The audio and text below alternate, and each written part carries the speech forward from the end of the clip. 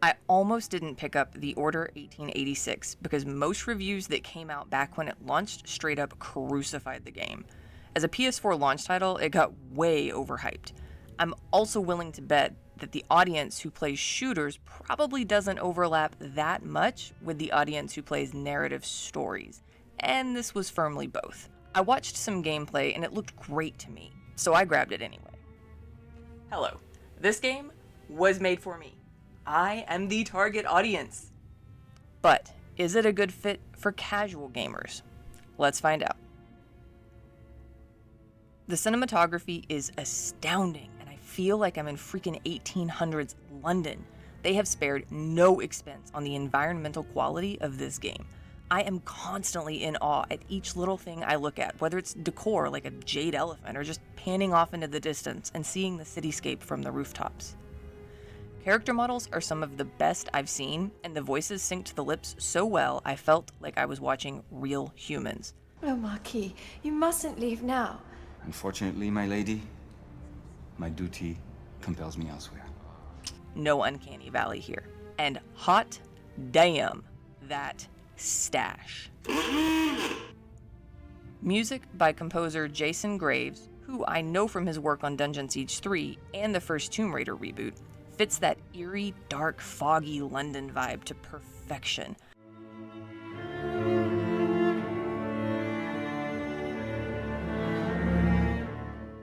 There's a lot of low cello, bassoon, pipe organ, timpani, just dark and deep orchestration going on through most of the game.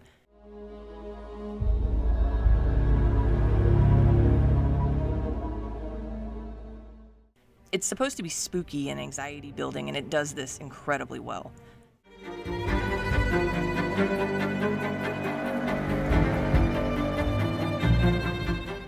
Occasionally there are some low male vocals chanting, and it's a nice touch to offer some choral music to the mix, since it would have been a common thing to hear in that era.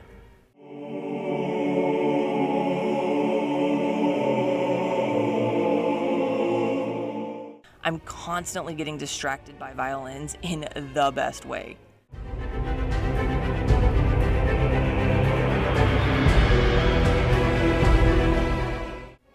Sound effects were so perfectly designed that most of the time I didn't even notice them because I was hearing everything I thought I should be, with nothing missing or out of place.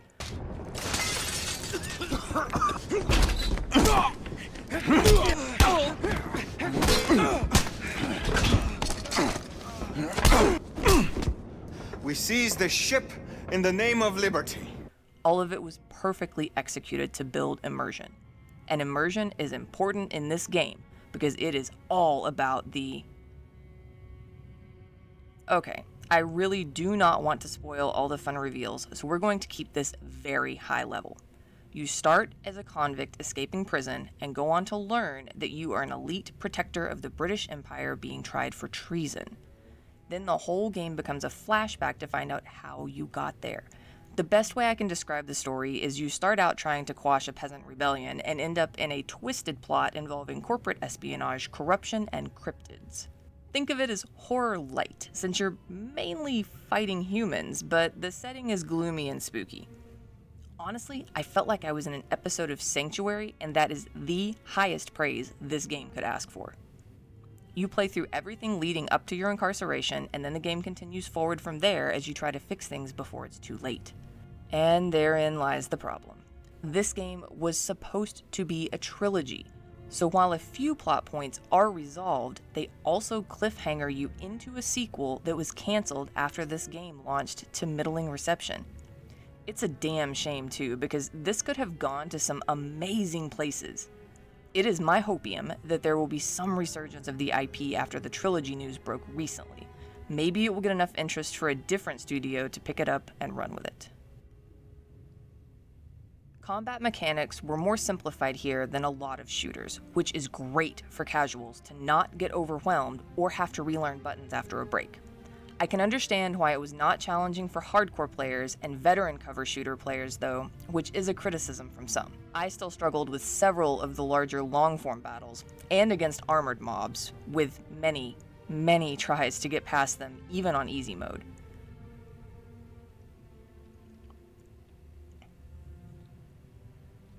When in doubt, use your black sight meter. Do not forget you have that.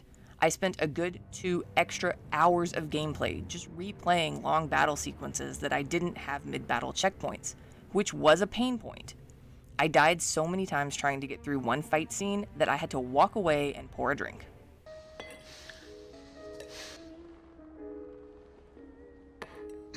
Another problem, you can't use cover when carrying a lantern, and you can't drop it. This means fancy footwork and headshots are your best bet. There were a couple of boss fights that were melee only and relied on both trigger button attacks and quick-time stick movements to dodge and parry. Since the people you're fighting would be considered a major spoiler, forgive me for not showing the melee gameplay. The parry windows left little room for error, and whoo boy, I sucked at that part. But at least on easy, it was more forgiving about damage taken. There were an excessive amount of QuickTime events during cutscenes, and initially I died almost every time because I wasn't ready. Once I realized how often this happened, I started paying more attention, and I ended up loving that style of engagement. It made me feel more in tune with the main character than if I was passively watching the scenery go by. I also think the platforming felt amazing. It wasn't Assassin's Creed parkour, but it felt fluid when I was moving, and it had weight to it when I landed or pulled up onto a ledge, as this gear-laden mountain of a man should. The other bit of simple fun I had in the game was the mini-games for the gadgets. These were used sparingly and never wore out their welcome. The compulsory walk versus run segments sometimes felt annoying, but most of the time I liked moving slower because the attention to detail is worth looking at. If you decide to play this game, please enjoy the environments that were lovingly crafted for you, and doubly so if you're a history nerd like me.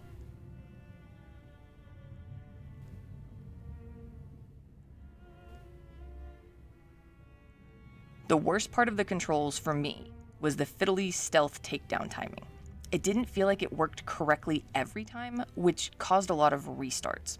While I personally hated every minute of playing those parts, the game benefited from those slower paced sequences, and it served the story quite well.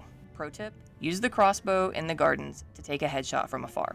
There is infinite crossbow ammo near the downstairs gate once you locate it. There are no level up mechanics, skill trees, weapon upgrades, inventory, or really standard systems in this game. You just play through the content and you either succeed or fail based on your own skill and weapon of choice. And yes, choosing the wrong weapon can put you in hard mode by accident just for not having the ideal gimmick weapon to clear a more unique enemy type. The bridge battle. Shit.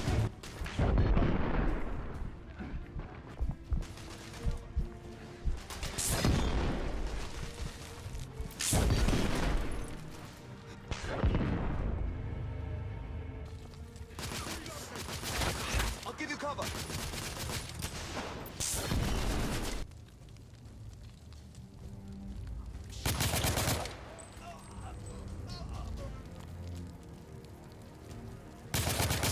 Sir Galahad. The closest thing to a system is the collections, which consist of phonograph audio, text records, documents, newspapers, photos, and a few physical items that you can find. These collectibles help build the lore of the world, but are entirely optional. My only complaint is that there is no checklist to see what you have or don't have. I found what I could organically, but missed a lot along the way. Oh darn, I'll have to replay it someday. Overall, there isn't much of an interface so that you can enjoy the more cinematic quality. When you're in combat mode, you can see your equipped weapon and ammo and a small icon on the bottom right. To change weapons, you get a 4-direction wheel pop-up when you use the D-pad. There's no health bar, rather as you become injured, the screen starts to go that antique photo sepia with blood splatters to warn you to take cover. The one interface issue I had with the game was a severe lack of zoom to read all the newspapers they added as collection items. I had to use my phone to zoom in and read the text blown up on my screen. Come on, devs. You took all that time to design these papers and write these articles, so please make it easier for people who actually want to read the narrative. So what's the grade? I have never played a game where the cutscenes and gameplay were indistinguishable from one another. The score was perfection and the sound effects were as realistic as they come. Unquestionably an A. The story could have been top tier, and while I'm personally happy with how the game ended, in an attempt to be objective, I give it a C for too many loose ends. As a simplified cover shooter, this has great potential for many casual players or players new to the genre, especially with the easy mode option. From a casual perspective, it was a lot of fun, but the issues with the lanterns and the melee earn it a B. Simple controls and little to do outside of shooting, platforming, or QuickTime events makes it easy to pick back up after some time away, so I consider this very casual friendly. Controls also get an A. A general lack of systems means nothing to distract the player from the actual gameplay and story. The lack of tracking for collectibles was annoying though, so if that's the only quasi-system I have to judge, it's a B. The clear desire to keep the player focused on the gameplay and not a bunch of cluttered UI was a breath of fresh air. I still want that zoom feature to read newspapers, but it's not critical to gameplay, so I give the interface an A. Is it fun? If you like immersive, story-driven games with a lot of room to breathe between major combat sequences, yes, this game will be a blast for you. Do I recommend it to casuals? Absolutely. The simplified combat and extremely easy control scheme will have you shooty pow-powing your way through gorgeously gloomy scenery with no time wasted relearning it every session. Are there any microtransactions?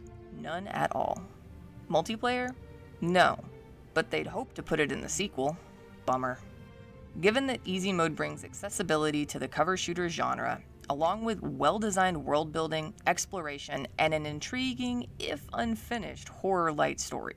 Overall, I give the Order 1886 a crunchy scale rating of Tomb Raider.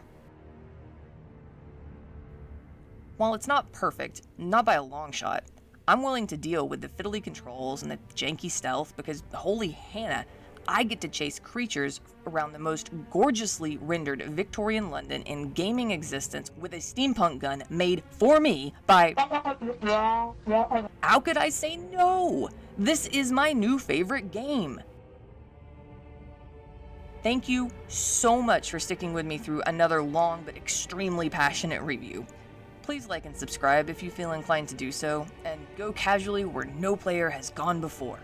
Okay. Maybe not the greatest catchphrase. Scratch that off the list.